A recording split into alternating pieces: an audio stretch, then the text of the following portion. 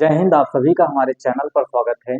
आज के इस वीडियो में हम समझेंगे, देखिएगा, इसमें इस समय हम जो पढ़ रहे हैं वो 12th की फिजिक्स का तीसरा चैप्टर पढ़ रहे हैं। कौन सा तीसरा चैप्टर जो है वो पढ़ रहे हैं, जिसका नाम है वैद्युत विभव।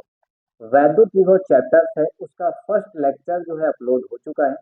जो बच्चे फर्स्ट लेक्चर को नहीं देखे हैं, जब उस लेक्चर को आप देख करके आइएगा तो ये लेक्चर जो आप लोगों को है बहुत अच्छे से समझ में आएगा। ठीक है। वैद्युत विभव, देखिए, जब कोई चीज सीरियल वाइज देखी जाती है तो वो बेहतरीन तरीके से समझ में आती है। इसीलिए मैं सजेशन देता हूँ कि आप सभी जो हैं जब भी क्लास को देखें तो इसका पिछला वीडियो अवश्य देखें। और मैं इसका पिछला जो वीडियो है उसको मैं इस वाले वीडियो के डिस्क्रिप्शन में जो है लिंक दे दूंगा। ठीक है, तो वहां से आप इसको देख सकते हैं। ठीक है, तो हमारा जो टॉपिक होगा वो आज का होगा कि एक बिंदु आवेश के कारण वैद्युत विभव क्या होता है। ठीक है, तो यहाँ पे हम टॉपिक लिखते हैं कि एक बिंदु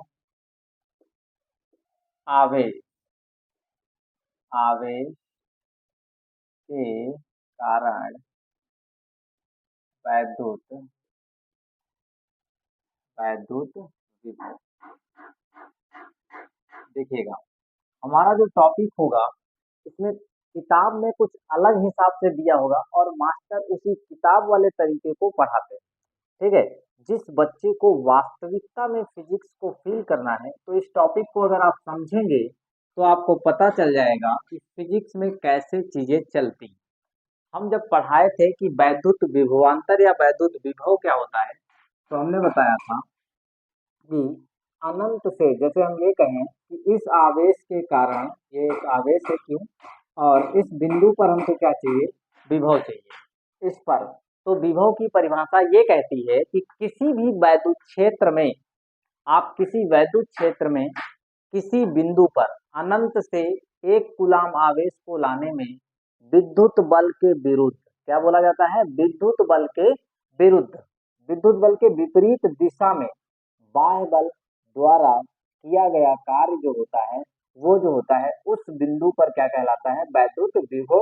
वैद्युत विभव कहलाता है। ये डेफिनेशन होती है, क्या होती है, किसी वैद्युत क्षेत्र में किसी बिंदु पर, ठीक है, किसी वैद्युत क्षेत्र में किसी बिंदु पर, ठीक है, एक कूलाम आवेश को लाने में बाह्य बल द्वारा, सॉरी, विद्युत बल के विरुद्ध बाह्य बल द्वारा जो किया गया कार्य होगा वो क्या कहलाएगा, हमारा, वो हमारा कहलाएगा वैद्युत विभव उस बिंदु पर। ठीक है, तो एक चीज देखिएगा, जो डेफिनेशन है यहाँ पर, हमको जो आवेश लाना है वो अनंत से लाना है और जिस बिंदु पर निकालना है वहां तक लाना है।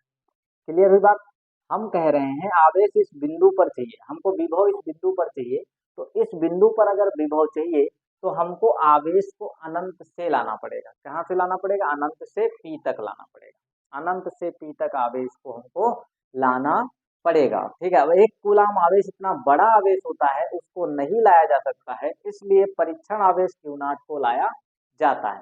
अब हम ये चीज समझेंगे, अब ये चीज समझने वाले हैं कि यहाँ पे जो आवेश लाएंगे अनंत से, कहाँ से, इनफाइनाइट, जो हम इनफाइनाइट से जो चार्ज ला रहे हैं, जो अनंत से हम आवेश ला रहे हैं, उस आवेश को, उस आवेश को क्या करना है, उस आवेश को बहुत धीमे धीमे लाना है। वेरी स्लोलो, स्लोलो नहीं बोलते हैं, स्लोली स्लोली। ठीक है, वेरी स्लोली मतलब बहुत धीमे धीमे लाना है। अंग्रेजी थोड़ा इधर उधर चलती है। अब देखिएगा, वेरी स्लो मतलब बहुत धीमे धीमे लाना है किसको, आवेश को। अगर हम आवेश को फास्ट लाएंगे तो गतिज ऊर्जा चेंज होगी। गतिज ऊर्जा तब चेंज होगी जब वेलोसिटी चेंज होगी। नहीं समझ पाए, क्योंकि गतिज ऊर्जा का फार्मूला होता है 1/2 mv²। क्या होता है, 1/2 mv² होता है। अगर आप v को चेंज करेंगे तो गतिज ऊर्जा चेंज हो जाएगी।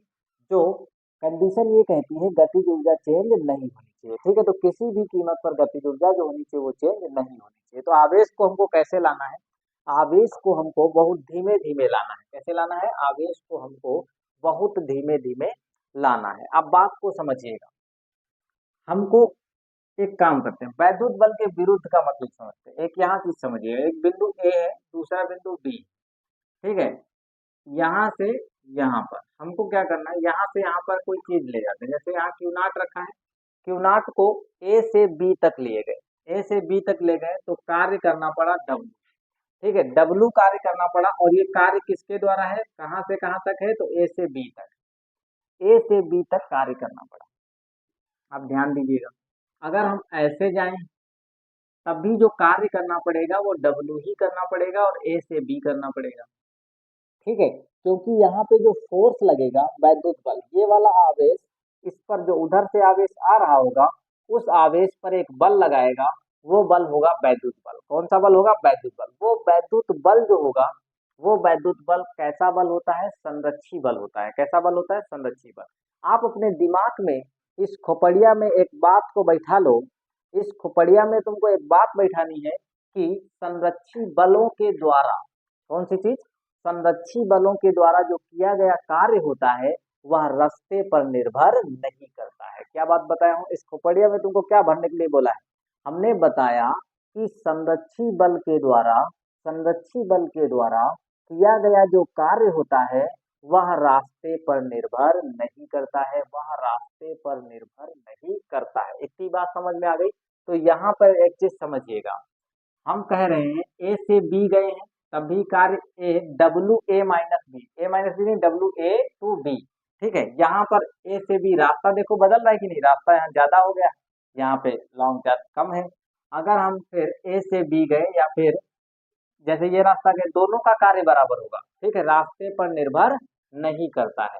अब आगे समझिएगा, अब जैसे हम ये काम करते हैं, अगर हम ऐसे वापस भी आ जाए, ए से बी गए और फिर बी से ए वापस आ जाए, तो यहाँ से जब यहाँ पर आएंगे तो कार्य जो पहले हमारा यहाँ पे हुआ था ए से बी वाला, डब्ल्यू ए टू बी, ठीक है, डब्ल्यू ए टू बी बराबर होता है B to A, W B to A के बराबर होता है, बस आगे कौन सा निशान लग जाता है, माइनस के।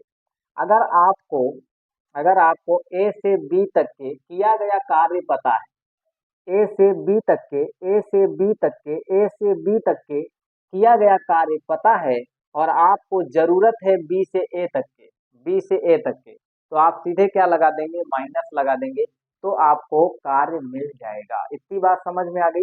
ये संरक्षी बल के द्वारा किया गया कार्य होता है, संरक्षी बल। ठीक है, समझ पा रहे हो, संरक्षी बल द्वारा जो किया गया कार्य होता है वो रास्ते पर निर्भर नहीं करता है, रास्ते पर निर्भर नहीं करता है।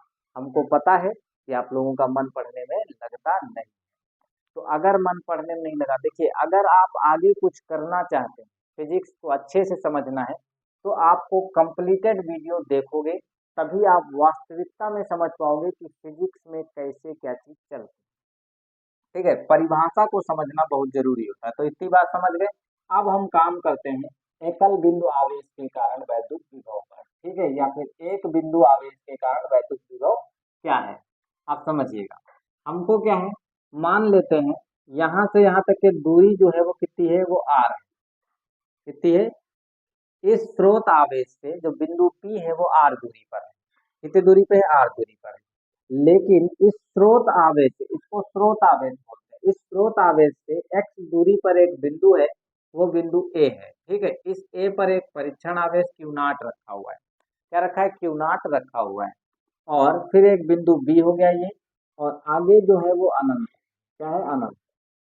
अब ध्यान से समझिए, अनंत पर जाना मुश्किल है। ठीक है, अनंत पर डायरेक्ट कोई चीज नहीं ले जाई जा सकती, इसलिए अनंत पर तो हम डायरेक्ट पहुंच नहीं सकते हैं। लेकिन इस बिंदु, ये क्यू नॉट जो बिंदु ए पर स्थित है, इसको हम क्या करेंगे, छोटा सा विस्थापित करेंगे। देखेंगे कि इस क्यू नॉट को ए से बी तक ले जाने में काम कितना करना पड़ता है। सबसे पहले कार्य हम ये निकालेंगे कि हम पी से इनफाइनाइट तक वर्क लिख लेंगे।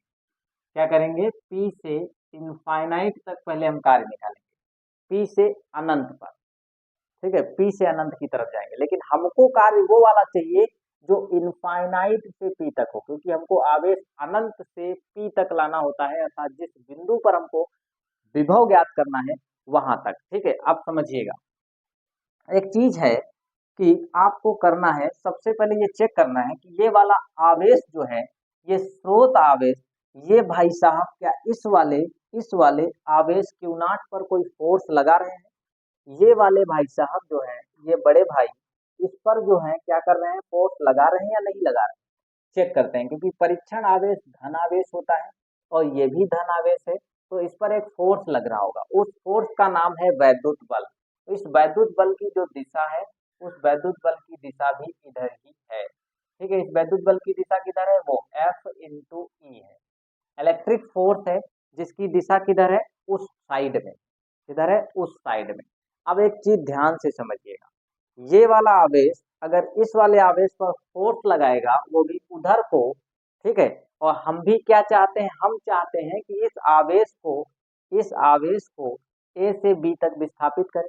और जब विस्थापित करेंगे एक्सटर्नल, हम तो उसको उधर ले ही जा रहे हैं, उसके बावजूद भी ये वाला फोर्स, ये वाला आवेश इस पर क्या कर रहा है, एक ताकत लगा रहा है, एक फोर्स लगा रहा है, उसको एक्स्ट्रा ताकत दे रहा है। तो ये आवेश बकलोल कहीं का बहुत तेज भागेगा कि नहीं भागेगा। जब ये बहुत तेज भागेगा, ऐसा हमको नहीं करना है। हमने बताया है कि आवेश को बहुत धीमे धीमे लाना है। कैसे लाना है, इस आवेश को अगर हम उधर ले जाए तो वेरी स्लोली स्लोली ले जाना, बहुत धीमे धीमे ले जाना। ठीक है, तो बहुत धीमे धीमे ले जाने के लिए इसके विपरीत दिशा में, इस वाले इलेक्ट्रिक फोर्स के विपरीत दिशा में एक फोर्स काम करेगा। वो फोर्स होता है बाह्य बल। कौन सा बल होता है, बाह्य बल। तो इसको बोलते हैं बाह्य बल। एफ फोर्स है लेकिन एक्सटर्नल है। ठीक है, एक्सटर्नल। बाह्य बल कौन सा, फोर्स। बाह्य बल तो है लेकिन क्या होता है, एक्सटर्नल फोर्स है, इधर वाला। ठीक है, अब यहाँ समझिएगा, यहाँ पे जो आवेश क्यू नॉट रखा था इसको मैंने विस्थापित किया है, कितना विस्थापित किया है, dx दूरी विस्थापित किया है। कितना, dx दूरी। तो इसको मैंने dx दूरी विस्थापित किया, विस्थापन a से b की तरफ हुआ है और एक्सटर्नल फोर्स इधर लग रहा है, तो थीटा कितना हुआ, 180 डिग्री। क्योंकि वहां पे जब हम कार्य लिखेंगे, कार्य बराबर होता है बल गुणे विस्थापन इंटू कॉस थीटा। यही तो होता है, जो थीटा होता है वो जो फोर्स यहाँ पे लिया जाएगा। अगर मैं एक क्वेश्चन करूं आपसे कि यहाँ पे आप कार्य लिखिए इलेक्ट्रिक फोर्स के द्वारा, ठीक है, इलेक्ट्रिक फोर्स ये वाला है ना, वैद्युत बल ये वाला है, तो वैद्युत बल की दिशा उधर है और विस्थापन की भी दिशा उधर है, तो थीटा 0 होगा। अगर हम ये कहें क्वेश्चन, ठीक, अगर हम ये क्वेश्चन करें कि आप यहाँ पे कार्य लिखिए किसके द्वारा, एक्सटर्नल फोर्स के द्वारा, अर्थात बाह्य बल के द्वारा, तो बाह्य बल द्वारा, बाह्य बल तो पूरा इधर लग रहा है।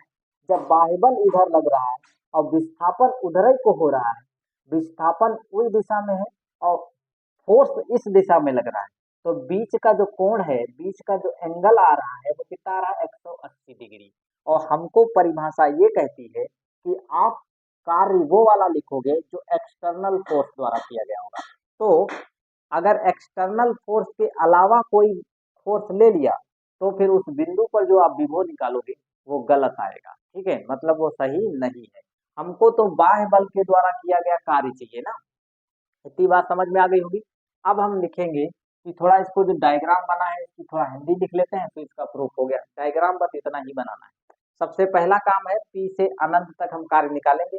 जब पी से अनंत तक कार्य निकल आएगा, क्योंकि ये संरक्षी बल है, ठीक है, तो हमको क्या करना पड़ेगा, फिर माइनस करके अनंत से पी तक के कार्य निकाल लेंगे। एक बात यहाँ पे और भी बतानी है, अगर अब इसमें एक कंफ्यूजन वाली बात आ गई, एक्सटर्नल फोर्स ज्यादा है या फिर एफई फोर्स, मतलब कौन सा लिया जाएगा। देखिए यहाँ पे हमने बोला है कि इस आवेश को इतनी धीमे ले जाना है कि ये इसका वेग ना बदलने पाए। ठीक है, तो एक चीज समझिएगा, अगर ई का मान इससे, ई का मान, एफ ई का मान इससे बड़ा है, एक्सटर्नल फोर्स से बड़ा है, तो ये वाला आवेश इसकी तरफ बहुत तेजी से जाएगा। ठीक है, ऐसा अगर होता है तो ये फर्स्ट क्या है, फर्स्ट आंसर। ये भी हो सकता है, फर्स्ट ऑप्शन ये था और सेकंड ऑप्शन ये है, अगर ये वाला ज्यादा हुआ, ये वाला ज्यादा हुआ तो इस वाले क्यू नॉट को उधर जाने से रोकेगा। रोकेगा कि नहीं रोकेगा, हम ले जाना चाहते हैं, वो जाना नहीं चाहते। अब जब जाएगा नहीं तो हमारा प्रूफ नहीं होगा, और जब प्रूफ नहीं होगा तो हम होंगे भैया, समस्या खड़ी हो जाएगी। खड़ी हो जाएगी कि नहीं हो जाएगी, अब यहाँ समझिएगा। लेकिन अब तीसरा ऑप्शन ये है कि जब ये दोनों बराबर होंगे तब तो काम हो सकता है। ठीक है, एफ ई का मान एक्सटर्नल फोर्स के बराबर होता है, तो यहाँ पे दोनों बराबर होते हैं। ठीक है, तो यहाँ समझिएगा, लिखेंगे माना प्लस क्यू आवेश से, माना, माना स्रोत आवेश, क्या लिखेंगे, स्रोत आवेश, स्रोत आवेश प्लस क्यू से स्मॉल आर दूरी, स्मॉल आर दूरी स्रोत आवेश प्लस क्यू से स्मॉल आर दूरी पर, स्मॉल आर दूरी पर, स्रोत आवेश प्लस क्यू से स्मॉल आर दूरी पर स्थित, माना स्रोत आवेश से प्लस क्यू, स्रोत आवेश प्लस क्यू से स्मॉल आर दूरी पर, माना स्रोत आवेश प्लस क्यू से स्मॉल आर दूरी पर, स्मॉल आर दूरी पर स्थित,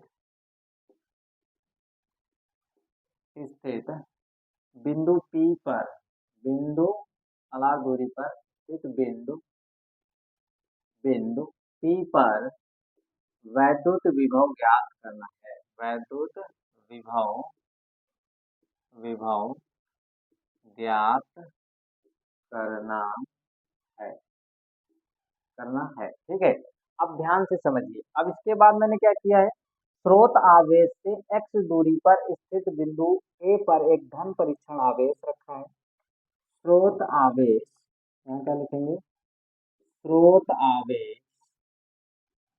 स्रोत आवेश से x दूरी पर, x दूरी पर बिंदु A पर, कहाँ पर, बिंदु A पर, A पर, बिंदु A पर धन परीक्षण आवेश, धन परीक्षण, धन परीक्षण आवेश क्यू नॉट रखा है। ठीक है, क्यू नॉट है, क्यू नॉट रखा है लिख लीजिए, है नहीं, क्यू नॉट रखा है, कितना हो गया भैया, क्यू नॉट रखा है। अब लिखेंगे कि स्रोत आवेश के कारण क्यू नॉट पर लगने वाला वैद्युत बल, स्रोत आवेश के कारण, स्रोत आवेश, स्रोत आवेश के कारण, के कारण क्यू नॉट आवेश, क्यू नॉट आवेश पर लगने वाला वैद्युत बल, लगने वाला वैद्युत बल,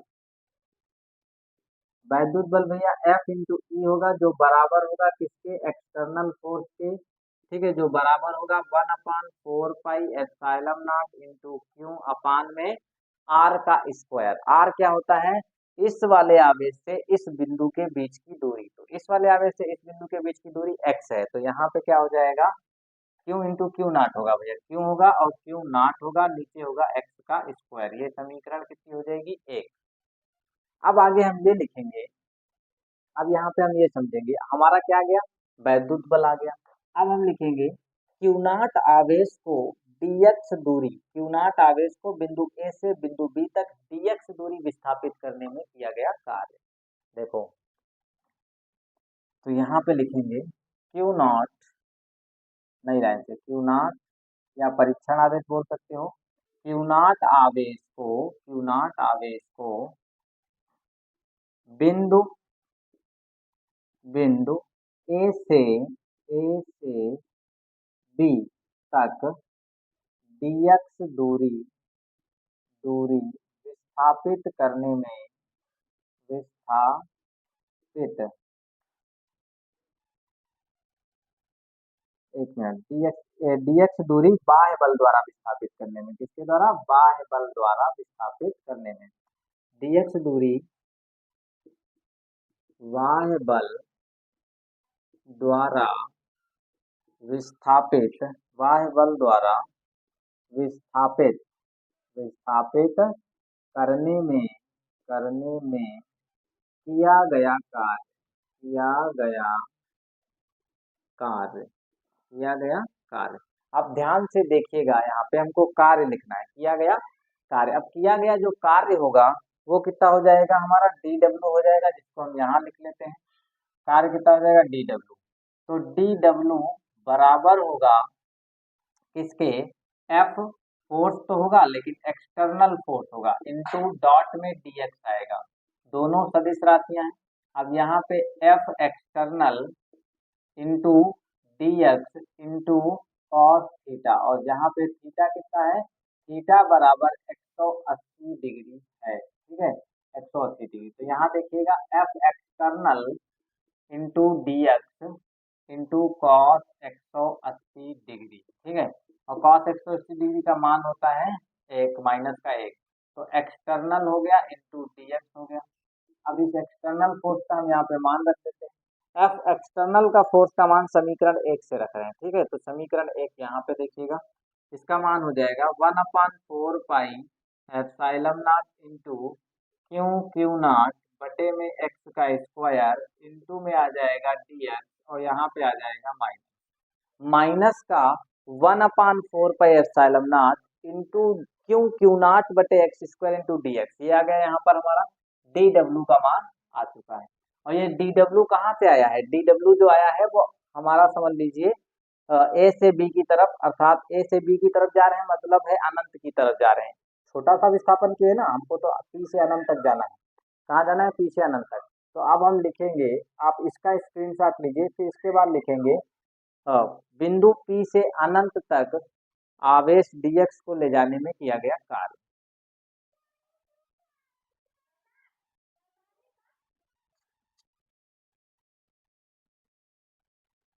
चलिए देखिएगा, ऊपर वाला थोड़ा मिटाते हैं फिर आगे देखिए।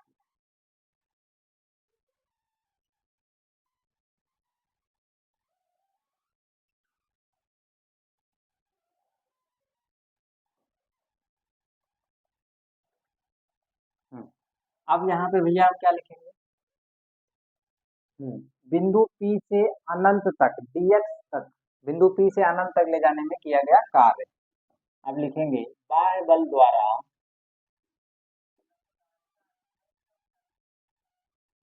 बाह्य बल द्वारा, बाह्य बल द्वारा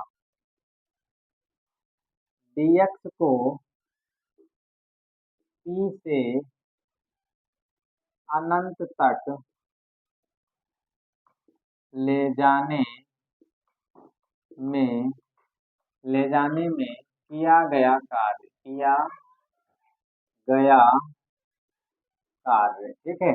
अब किया गया कार्य हमको पी से अनंत तक चाहिए ना, कंप्लीटेड अगर चाहिए, छोटे से विस्थापन के कारण कार्य जो आ गया है वो dx हमारा आ चुका है, और हमको चाहिए क्या, डी से dw, तो छोटे से कारण आया है, लेकिन हमको पी से अनंत तक चाहिए। तो यहाँ से यहाँ तक की दूरी r है, और यहाँ से जब अनंत तक जाएंगे तो क्या होगा, तो हमारा लोअर लिमिट हो जाएगी आर, और अपर लिमिट क्या हो जाएगी, इनफाइनाइट। हमको स्मॉल आर से अनंत तक की दूरी चाहिए।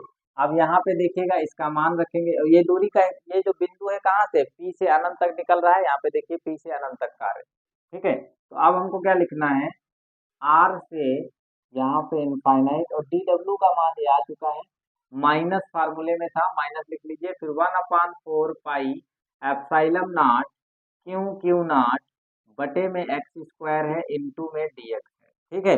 अब देखिएगा 1/4 पाई एप्सिलॉन नॉट एक नियतांक होता है, ये बदलेगा नहीं, क्यू क्यू नॉट का मान बदलेगा नहीं, केवल x बदलेगा और dx बदलेगा। तो आप क्या, ये वाली चीजें सभी बाहर लिख लीजिए, माइनस, ठीक है। और r से इनफाइनाइट, एक मिनट पहले हमको क्या करना है, इतनी चीज बाहर लिखना है, minus 1/4 pi epsilon naught into Q Q not, ये बाहर हो गया। अब हमको लिखना है आर से अनंत, और यहाँ पे होगा देखो 1/x² बचा ना, 1/x² इंटू डी एक्स। अब ध्यान से देखिए, बस समाकलन आना चाहिए, -1/4 pi epsilon naught into Q not, ठीक है। अब इस चीज को आप ऊपर ले जाइए, तो ये हो जाएगा आर से इनफाइनाइट और एक्स की पावर -2 इंटू डी एक्स, ठीक है। अब एक चीज समझ लीजिए यहाँ पर, अगर नहीं आता है तो नोट कर लेना, अगर बोला जाए समाकलन करिए एक्स की पावर एन का इंटू डी एक्स, ठीक है, समाकलन करिए, यहाँ पे समझिएगा, वैसे तो आप लोगों को आना चाहिए, फर्स्ट ईयर की चीज है, मैथ अगर नहीं आती इसके बावजूद भी इसको पढ़ाया जाता है फिजिक्स में, ठीक है। तो ये सब आपके पुराने पाप हैं, लेकिन हमको ढोना पड़ रहा है, आप लोग परेशान मत होइएगा, ठीक है। धीमे धीमे बस पढ़ते रहिए, सारे पाप दूर हो जाएंगे। अब क्या, एक्स की power N into D X, X की power N into D X का अगर समाकलन करोगे तो एक्स की power N plus one upon में कितना हो जाएगा, एन प्लस वन, ये फार्मूला होता है। एन की जगह पे 2 3 4 1 2 5 कुछ भी हो सकता है, बटे में हो सकता है, गुणे में हो सकता है, कुछ भी हो सकता है, 3 5 15 3/5 कुछ भी हो सकता है, ठीक है। एक्स की power N plus one, N में एक जोड़ देना है, फिर एन में एक नीचे जोड़ देना है, ठीक है, आप समझिएगा यहाँ पे। तो यहाँ पे जो फार्मूला है, इसको हम इधर ही लिखते हैं, यहाँ पे देखिए माइनस का था 1/4 pi epsilon naught into Q Q not. ठीक है, क्यू क्यू नॉट। अब इसका अगर समाकलन करोगे तो आएगा एक्स की पावर, तो माइनस का 2 और प्लस का 1। ठीक है, तो माइनस का 2 है, उसमें प्लस 1 कर दिया, नीचे भी माइनस का 2 है, प्लस का 1 है, और लोअर लिमिट आर है, अपर लिमिट इनफाइनाइट है। अब देखिए minus 1/4 pi epsilon naught into Q Q not. अब यहाँ देखो जोड़ोगे तो एक्स की पावर -1 बचेगा, नीचे माइनस बचेगा और माइनस का 1, और आर से इनफाइनाइट बचेगा। ठीक है, अब एक चीज और कर लेते हैं, थोड़ा सा दिख रहा है ना। अब उसको मिटा देते हैं, यहाँ पे कर लेते हैं, देखिएगा। अब यहाँ पे हम निकाल क्या रहे थे, ये इंटीग्रेशन और समाकलन एक है, तो यहाँ पे डब्लू निकल के आया है। और डब्लू जो निकल के आया है वो कहाँ से कहाँ तक आया है, पी से अनंत वाला। कौन सा है, पी से अनंत वाला ये कार्य है, लेकिन है कौन सा, बाह्य बल वाला। ठीक है, बराबर। अब यहाँ समझिएगा, इसका मान दिया है माइनस में, और फिर 1/4 पाई एप्सिलॉन नॉट है इंटू क्यू है, फिर क्यू नॉट है। अब लिमिट रखनी है, पहले अपर लिमिट रखते हैं। तो ये वाला माइनस इस वाले माइनस को क्या कर देगा, प्लस कर देगा। ठीक है, ये वाला जो माइनस है इस वाले माइनस को कर दिया प्लस। अब हमको क्या लिखना है, अपर लिमिट पहले लिखना है। तो 1 में एक्स आएगा, क्योंकि एक्स की पावर -1 है, एक्स की पावर -1 है, जब ये नीचे आएगी तो हो जाएगी 1/x। कितनी हो जाएगी, 1/x। इतनी बात समझ में आ गई। अब हमको करना ये है कि हमको इस वाले इनफाइनाइट को एक्स की जगह पे रखना है ऐसे। फिर माइनस फार्मूले में होता है, फिर आप क्या करिए 1/x लिखोगे, लेकिन लोअर लिमिट x की जगह पे क्या रख दोगे, r रख दोगे। तो r हो गया, ये हमारा फार्मूला आ गया। ठीक है, अभी इसको सॉल्व करना है, बाकी फार्मूला भी नहीं आया है। ये वाला माइनस फिर से इसको, क्योंकि इसका मान तो जीरो हो जाएगा, 1/इंफिनिटी का मान जीरो होता है। कितना होता है, 1/इंफिनिटी का मान जीरो होता है। तो इसका मान तो कंप्लीटेड जीरो हो गया, लेकिन इसका जो मान है ये वाला माइनस का है, तो ये फिर से प्लस माइनस क्या हो जाएगा, माइनस हो जाएगा, और यहाँ मान आएगा 1/4 pi epsilon not Q Q not. ठीक है, और पान में कितना हो जाएगा, आर। ये वाला आर यहाँ आ जाएगा। तो ये डब्लू जो निकला हुआ है, ये कौन सा भैया निकला हुआ है, पी से अनंत वाला। कहाँ से, पी से अनंत वाला हमारा कार्य जो है वो आ चुका है। आप पहले इसका स्क्रीनशॉट लीजिए, फिर अब हम लिखेंगे बाह्य बल द्वारा डीएक्स को, डीएक्स बाह्य बल द्वारा, ये तो डीएक्स को विस्थापित करने में किया गया कार्य आ गया। अब हम लिखेंगे बाह्य बल द्वारा क्यू नॉट को अनंत से पी तक लाने में किया गया कार्य, जो किसके बराबर होगा, इस वाले कार्य के माइनस के बराबर होगा। ठीक है, तो पहले इतना लिखिए, फिर हम आगे देखते हैं। चलिए देखिएगा आप, अब यहाँ पे थोड़ा चेंजिंग करना है। यहाँ पे हम लिख लेते हैं बाह्य बल द्वारा, बाह्य बल द्वारा क्यू नॉट को अनंत से, कहाँ से, अनंत से पी तक, अनंत से पी तक लाने में किया गया कार्य।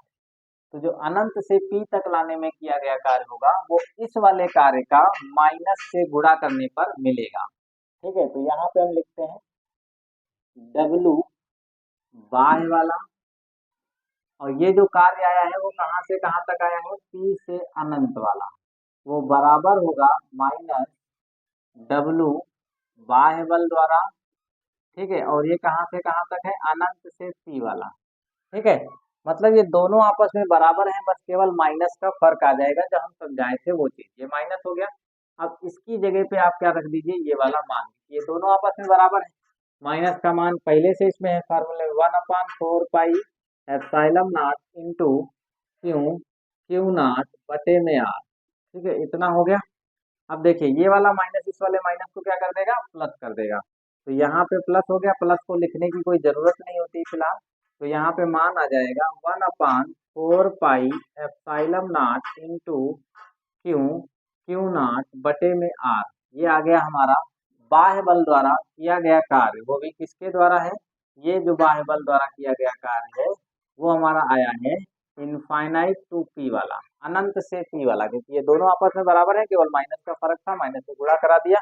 बाह्य बल द्वारा किया गया कार्य अनंत से पी द्वारा, मतलब जब किसी आवेश को आप किसी वैद्युत क्षेत्र में अनंत से किसी बिंदु पर लाते हैं, तो फिर उसके द्वारा जो किया गया कार्य होता है वही उस बिंदु पर वैद्युत विभव कहलाता है। तो यहाँ तक हो गया। अब लिखेंगे कि बिंदु P पर वैद्युत विभव, किस बिंदु पर, बिंदु P पर। अब यहाँ लिखेंगे अतः, अतः बिंदु बिंदु P पर वैद्युत विभव, P पर वैद्युत विभव,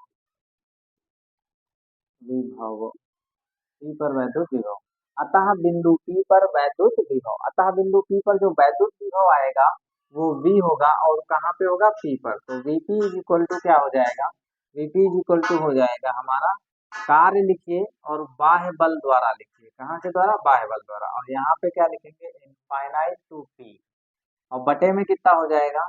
बटे में हमारा आ जाएगा क्यू नाट, क्योंकि परिभाषा क्या कहती है? विभवांतर की परिभाषा V बराबर डब्लू बटे क्यू नाट होती है। डब्लू बटे क्यू नाट, डब्लू कौन सा? बाह्य बल द्वारा। लेकिन यहाँ पे बाह्य बल कहाँ से है? अनंत से P तक, अनंत से P तक लाने में बाह्य बल द्वारा जो किया गया कार्य है वो लिख दीजिए। तो वो वाला बल कौन सा है? ये वाला कार्य आया है, इसको आप यहाँ पे नोट कर सकते हैं। तो हम इसको मिटा करके आगे यहाँ पे लिख देते हैं।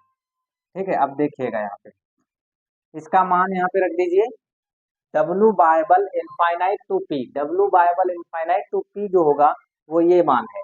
तो यहाँ पे हो जाएगा 1/4 pi epsilon naught into Q, Q naught बटे में कितना है बाबू? आर है। नीचे जो है हमारा क्यू नाट है, नीचे क्या है? क्यू नाट।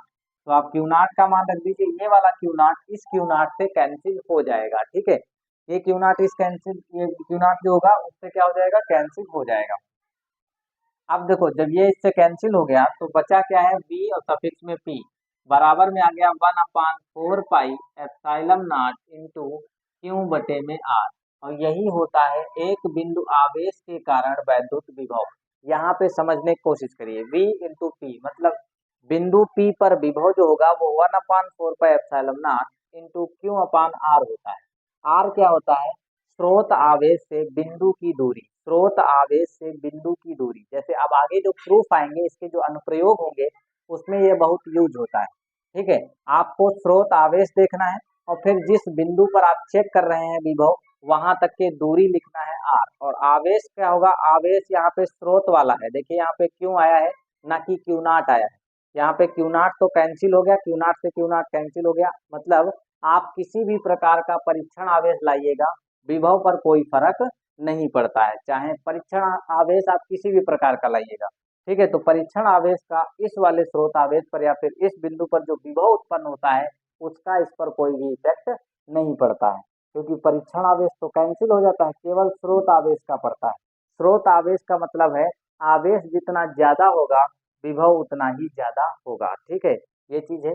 फिर दूसरी चीज है आर। आर क्या है? व्युत्क्रमानुपाती। व्युत्क्रमानुपाती होने का मतलब ये है अगर दूरी बहुत दूर है, दूरी बहुत ज्यादा है तो विभव क्या होगा? बहुत कम आएगा। दूरी बहुत ज्यादा है तो विभव क्या होगा? बहुत कम होगा। क्योंकि जब किसी तार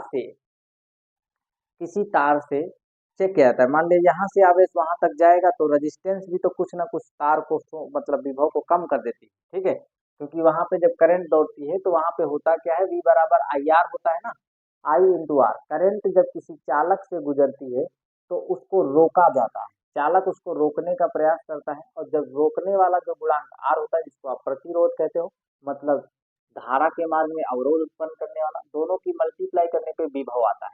तो अगर दूरी बहुत दूर ली हो और आवेश कहीं दूर से भेज रहे हो तो वहां विभव फिर कम पहुंचता है। जैसे देखिएगा जो मेन स्टेशन होता है हमारे यहाँ बिजली उत्पन्न करने वाला, वहां से बिजली जो होती है बहुत स्लो होती है, फिर ट्रांसफार्मर पे जाती है, ट्रांसफार्मर उसको हाई वोल्टेज पे भेजता है बहुत दूर तक। लेकिन अब हाई वोल्टेज पर भेजते भेजते जो होता है वायर होते हैं कुछ तो कम हो जाती है, लेकिन बहुत कम हो जाती है। जब बहुत कम आ जाती है तो फिर से एक ट्रांसफार्मर लगा दिया जाता है उसको बढ़ाने के लिए, बिजली फिर से बढ़ा दी जाती है। जब घर तक पहुंचती है तो वहां पे ट्रांसफार्मर फिर रख दिया जाता है जिसको स्टेप डाउन ट्रांसफार्मर कहते हैं, और वो बिजली को कम कर देता है। क्या कर देता है? करंट को कम कर देगा। अगर बहुत भयानक वोल्टेज हमारे घर में आ गया तो पूरे घर को आग लगा देगा। ठीक है, इसीलिए क्या होता है ट्रांसफार्मर का इजाद हुआ और ट्रांसफार्मर टू टाइप बना लिए गए, एक स्टेप डाउन और स्टेप अप बनाया गया। स्टेप अप क्या करता है? वोल्टेज को बढ़ा देता है, स्टेप डाउन जो होता है वोल्टेज को घटा देता है। तो जो हमारे गांव के आसपास लगे होते हैं वो स्टेप डाउन होते हैं ताकि वोल्टेज को कम करके घरों में भेजते हैं। 220 वोल्टेज होता है, ज्यादा भेजेगा तो उपकरण खराब हो जाएंगे। ठीक है, तो ये भैया आपका जो प्रूफ था ये हो चुका है, और इसका मात्रक वोल्ट होता है। इसको आप लिखिए, फिर इसके बाद आगे हम समझते हैं।